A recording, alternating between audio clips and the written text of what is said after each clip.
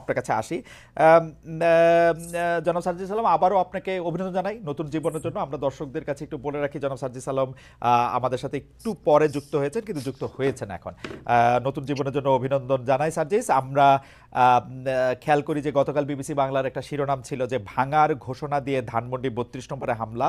তার আগেই আপনার সহকর্মী, সহযোদ্ধাও আমরা এরকম বলতে পারি, জনাব Hasnat Abdullah verified Facebook ID থেকে পোস্ট করেছিলেন, আজ রাতে বাংলাদেশে ফেসিবাদের তীর্থভূমি মুক্ত হবে। আপনাদের সহকর্মী, সমন্বয়ক ও সরকারি উপদেষ্টা আসিফ মাহমুদ সজীব ভুঁইয়া গতকাল ফেসবুকে পোস্ট করেছেন, উৎসব হোক। আগেই ভগ্নস্তূপ হয়ে থাকা ৩২ নম্বরে বাড়ি ধূলিসাৎ করা যখন শেষ দিকে, তখন আপনার ফেসবুক পোস্ট, আবু জাহেলের বাড়ি এখন পাবলিক টয়লেট। আপনার আগে আবার উপদেষ্টা মাহফুজ আলম ফেসবুক পোস্টে ভাঙার চেয়ে গড়ার দিকে মনোযোগ দেওয়ার আহ্বান জানিয়েছেন। গতকালকের ৩২ নম্বরে বুলডোজার অভিযানের ঘটনায় বৈষম্যবিরোধী ছাত্র আন্দোলন ও জাতীয় নাগরিক কমিটির অফিসিয়াল অবস্থান কি ছিল? আপনাদের সমন্বয়কদের সবার অবস্থান আমার কাছে একরকম মনে হয় না, নাকি আমার এটা বোঝার ভুল? আপনি যদি একটু আমাকে পরিষ্কার করেন। যে যেমন আপনি আসার আগে আমি একটু সামারাইজ করি, জনাব রেজাল করিম রনি বলেছেন যে এইটা আরও আগেই ভাঙা দরকার ছিল, এটা ৫ আগস্টে এটা ভাঙা দরকার ছিল, গতকাল এটা অনেক দেরি হয়ে গিয়েছে। এটা ছিল মোটামুটি ওনার সার্বিক অবস্থান, উনি নিশ্চয়ই আবারও পরে বলবেন। জনাব সার্জিস আলম, আপনার কাছে একটু জানতে চাইব।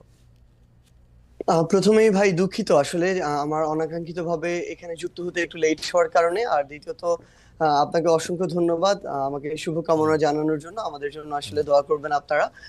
আমি যদি বলি আমাদের জায়গা থেকে, যে এক্ষেত্রে বৈষম্য বিরোধী ছাত্র আন্দোলন কিংবা জাতীয় নাগরিক কমিটি তাদের জায়গা থেকে যে স্পেসিফিক এই বিষয়ে একটা কোনো অফিসিয়াল স্টেটমেন্ট ছিল বা কোনো একটা অবস্থান ছিল, ব্যাপারটি এরকম ছিল না। ব্যাপারটি ছিল এই যে তীব্র একটা ক্ষোভ। ভাই যে কথাটি বলেছেন সেই জায়গায় আমি সম্পূর্ণ একমত।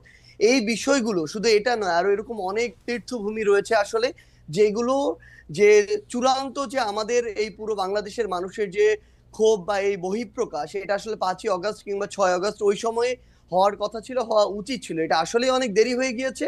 কিন্তু আমাদের জায়গা থেকে যদি আমরা বলি, গতকালকে আমরা যেটা দেখেছি, ঘটনাটা এই সময় এসে এভাবে হয়তো প্রত্যাশিত ছিল না।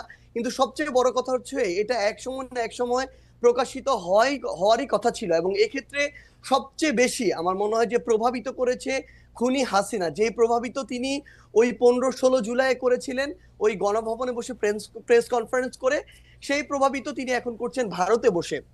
তিনি যখন এখনো তার জায়গা থেকে এমন টোনে কথা বলেন, যে এই টোনে তিনি কথা বলেছিলেন ওই জুলাইয়ের আগে, তিনি যখন এখনো তার ভিতরে বিন্দুমাত্র কোনো অনুসূচনা দেখা যায় না, কিংবা তার যে কথা বা এই যে এতগুলো খুন করেছে সেগুলোর জন্য যে দায় নেওয়ার যে বিন্দুমাত্র মানসিকতা, সেটাকে বিন্দুমাত্র অ্যাড্রেস না করে, বরং যারা এই অভ্যুত্থানের সাথে সরাসরি সম্পৃক্ত তাদেরকে প্রত্যক্ষ এবং পরোক্ষভাবে বিভিন্ন রকম আবার ওই ট্যাগ দিয়ে যখন উপস্থাপন করার চেষ্টাটা করা হয়, এই যে এতগুলো মানুষকে খুন করা হয়েছে তার নির্দেশে, সেগুলোর জন্য বিন্দুমাত্র তার জায়গা থেকে সহানুভূতি না দেখিয়ে, বরং তার ওই পূর্বের ইতিহাস দিয়ে যে সিম্পেথি নেয়ার যে তার একটি প্রক্রিয়া সবসময় তার ভিতরে দেখা গিয়েছে, সেটা যখন তিনি আবারও করেন, তখন মানুষের ভিতরে একটা ক্ষোভ তৈরি হয়। এত বড় একটি হত্যাযজ্ঞ ঘটানোর পরে তিনি যখন নতুন করে আবার ছাত্র সমাজের উদ্দেশ্যে এসে বক্তব্য দিতে চান, তখন মানুষের ভিতরে এই ক্ষোভটা সামগ্রিকভাবে তৈরি হয়। আপনি গতকালকে ওই ভিডিওগুলোতে দেখবেন, এখানে কিন্তু কোনো নির্দিষ্ট শ্রেণীর বা পেশার মানুষের কিংবা নির্দিষ্ট কোনো প্ল্যাটফর্মের মানুষের রিপ্রেজেন্টেশন ছিল না। সকলে এই জায়গায় ঐক্যবদ্ধ হয়েছিল যে এই বিষয়টিতে তাদের অবস্থানের জনাব ক্ষেত্রে। সার্জিস আলম, আমার কয়েকটা প্রশ্ন আছে। আপনি কি কালকে শেখ হাসিনার বক্তব্য শুনছেন? আমি তার বক্তব্যের আংশিক শুনেছি, যে আংশিক ক্লিপগুলো না আমরা মানে কেন সোশ্যাল কেন মিডিয়ায় কেন দেখেছি। মানে আমি একদমই একাডেমিক ইন্টারেস্ট জানতেছি, কেন শুনছেন? যেমন আমার কোনো না, শোনার দরকার হয় নাই। আমি আমিও শুনি নাই ভাই। আমার শোনার কোনো দরকারই হয় না। আপনি শুনছেন কেন? তাহলে আমি একটু জানতে চাই। না, না, প্রথম কথা হচ্ছে যে খুব স্বাভাবিকভাবে আপনি দেখবেন সোশ্যাল মিডিয়ায় যে কোনো বক্তব্যের ইন্টারেস্টিং পার্ট গুলো ক্লিপ আকারে ছোট ছোট 30 সেকেন্ড 1 মিনিটের ক্লিপ আকারে সামনে চলে ওকে, আসে। এরকম একটি ক্লিপ সামনে চলে এসেছিল, যেই জায়গায় ওই ক্লিপটি বিভিন্ন আপনি জায়গায় এসেছে, যেই ক্লিপটি আসলে এরকম করে রিপ্রেজেন্ট করছিল যে তিনি আবার ওই আগের, আজকে থেকে 6-8 মাস আগে যেই কথাগুলো বলে তিনি 16 বছর কাটিয়েছিলেন, সেম সিম্প্যাথি নেওয়ার কথাগুলো তিনি আজকেও আবার দাঁড়িয়ে বলছেন। আবার এবং আপনার কাছে কি সিম্পেথি, মানে আপনি কি সিম্পেথি, উনার জন্য সিম্পেথি পাইছিলেন? আপনি মানে উনার জন্য সিম্পেথি হয়েছিল উনার বক্তব্য শুনে? ভাই সবচেয়ে বড় কথা হচ্ছে কি, মানে এই যে মানে প্রায় হাজারের আমি অধিক কেন এই মানুষকে। প্রশ্ন করতেছি, যে আমার কাছে মনে হয় গত 15 বছর ধরে শেখ হাসিনা বাংলাদেশ শাসন করছেন। এর মধ্যে গত 10 বছর ধরে, বিশেষ করে 2014 সালের পর থেকে উনি যতবার যত জায়গায় বক্তৃতা দিচ্ছেন, সেটা জোর করেই দিচ্ছেন। জোর করে দিয়েছেন বলতে তিনি যেন প্রধানমন্ত্রী, বিডিভিতে ছিলেন, ইয়াতে ছিলেন, জোর করে দিয়েছেন। আমাদের জোর করে শুনতে হয়েছে, এখন তো এটা আমাদের জোর করে শোনার বিষয় না। এবং উনার কি সেই প্রভাব, সেই ইনফ্লুয়েন্স মানে শতভাগের এক ভাগও আছে যে আমরা ওইটার প্রতিক্রিয়ায় গিয়ে আরেকটা কাজ করে আসতে হবে? আপনার কাছে কি মনে হয় জনাব সার্জিস?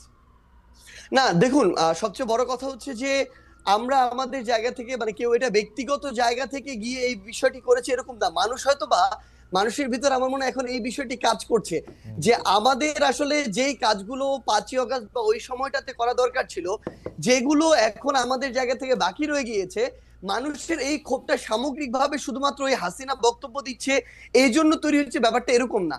এই ক্ষোভের কিছু অংশ আমি যদি বলি একদম ফ্র্যাঙ্কলি অন্তর্বর্তীকালীন সরকারের উপরেও আছে।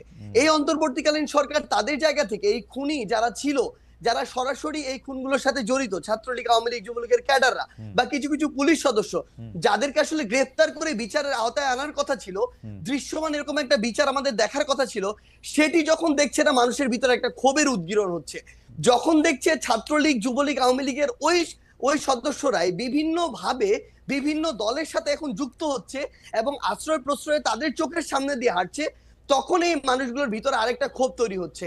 তখন এই মানুষগুলো এই সামগ্রিক ক্ষোভের একটি, আমার মনে হয় নতুন এখানে একটা ওকেশন পেয়েছিল, যে ওকেশনে গিয়ে অ্যাটেন্ড করে নিজের এই ক্ষোভটির উদ্গীরণ করেছে মানুষ।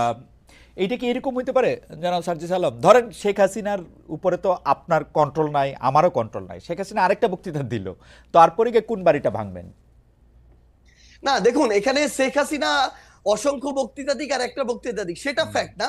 তবে মানুষের ভিতরে এই যে ক্ষোভ, যেই ক্ষোভটা আসলে মানুষের একটা ভিতরে 5ই অগস্টের পরে, যে কথাটি গতকালকে আমরা দেখলাম যে আমাদের উপদেষ্টা মাহফুজ ভাই যিনি রয়েছে তিনি বলেছিলেন যে মানুষ ভাঙাটা এক পাশে রেখে গড়ার দিকে মনোযোগ দিচ্ছিলেন, কিন্তু মানুষ যখন দেখছিলেন তার যেটুকু ন্যূনতম চাওয়া, ওই চাওয়াটুকু বিচারের ক্ষেত্রে হোক বা অন্যান্য পলিটিক্যাল স্পেয়ারে হোক, যেটা মানুষ এক্সপেক্ট করে, ওইটুকু যখন প্রত্যাশিত অনুযায়ী পাচ্ছে না, তখন মানুষের এই ক্ষোভের উদ্গীরণটা বিভিন্ন কারণে হচ্ছে এবং ঘটছে। এবং সবচেয়ে গুরুত্বপূর্ণ বিষয় হচ্ছে শেখ হাসিনা আগামীতে, আমি ধরে নিচ্ছি 1 মাস পরে কোনো বক্তব্য দিলেনও না, কিন্তু আজকে থেকে 2-3-4 মাস পরে আমরা যদি এই দৃশ্যমান শহীদ পরিবারের কিংবা যারা আমাদের আহত যোদ্ধারা রয়েছেন তাদের এই রক্তের বিচারগুলো দৃশ্যমান না দেখি, দেখবেন শেখ হাসিনার বক্তব্য দেয়া লাগবে না, আমরা শহীদ পরিবার কিংবা আহতদেরকে সাথে নিয়ে হয়তোবা এরকম রাস্তায় আমাদেরকে নিয়ে নেমে যেতে হবে এরকম একটা দৃশ্যমান বিচারের জন্য।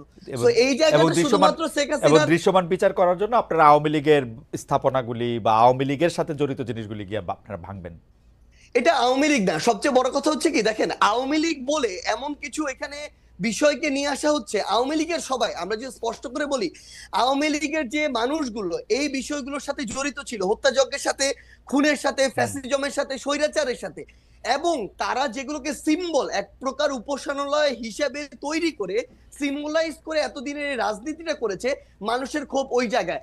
বাংলাদেশে আমি ধরে নিচ্ছি 20% মানুষ আওয়ামী লীগের সমর্থক ছিল, কই বাকি বাড়িগুলোতে তো গিয়ে হামলা করা হয়নি, ওই সমর্থকদের বাড়িতে গিয়ে কিন্তু হামলা করা হয়নি, কিন্তু এই ধানমন্ডি 32, ওই গণভবন কিংবা এই যে বিভিন্ন ভবনগুলোকে কেন্দ্র করে পুরো একটা উপাসনালয় হিসেবে প্রেজেন্ট করে এই যে রাজনীতি করা হয়েছে, মানুষের ক্ষোভটা ওই জায়গায়। এবং এটা স্পেসিফিক ভাবে দল হিসেবে আওয়ামী লীগ নয়, বরং স্পেসিফিক ভাবে কিছু প্রতিষ্ঠান বা উপাদান যেগুলোকে সামনে রেখে এতদিন আওয়ামী লীগ এই অত্যাচার নিপীড়নের রাজনীতিটা করেছে। ওকে জনাব সার্জিস আলম, আপনি যে বিচার না হওয়ার কথা, যারা এর জন্য দায়ী সেটা না হওয়ার কথা, সেটা আপনি বলেন। আমি মনে করি বাংলাদেশে জুলাই আগস্টে বা তার আগে যতগুলি রাজনৈতিক হত্যাকাণ্ড হয়েছে, যতগুলি রকম পুলিশ গুলি চালিয়েছে, নিবর্তনমূলক যত রকম কাজ করেছে, সেটা সরকার প্রধান, সেটা এককভাবে তাকে দায়ী করা উচিত, অন্তত প্রথম জায়গায় তাকে রাখা উচিত। এখন আমরা তার বিচার না হওয়ার জন্য, তিনি যে এখন ইন্ডিয়ায় বসে আছেন এর জন্য আসলে স্পেসিফিকলি, এবং তার দলের লোকজনরা, আমরা প্রথমে শুনেছিলাম এতজন আছেন ক্যান্টনমেন্টে, পরে শুনলাম এই কয়জন আছেন, সেই কয়জন চলে গেছেন। আমরা তো আপনাদেরকে এইটার বিচার দাবি করতে কখনো শুনি না যে কেন মানে ওরা চলে গেল, কেন ওদের নামে একটা স্পেসিফিক মামলা করা হলো না, কেন এটার মধ্যে এটা কি করা হলো। এটা কি আপনারা এটা সেনাবাহিনী বলে আপনারা তাদেরকে ছাড় দিচ্ছেন? আপনারা কি মনে করতেছেন যে না এদের সম্পর্কে কোনো কিছু বলা যাবে না? আমি আসছি আপনার কাছে জনাব সার্জিস আলম, আমি একটু জনাব রনির কাছে একটু চট করে একটা জিনিস একটু জেনে আসি। জনাব রনি, আপনি 71-এর চেতনা নিয়েও কথা বলতে চান না? 71-এর চেতনাকেও আপনি আওয়ামী লীগের সম্পত্তি মনে করেন কিনা? 71-এর চেতনা আওয়ামী লীগের সম্পত্তি মনে করি না। 71-এর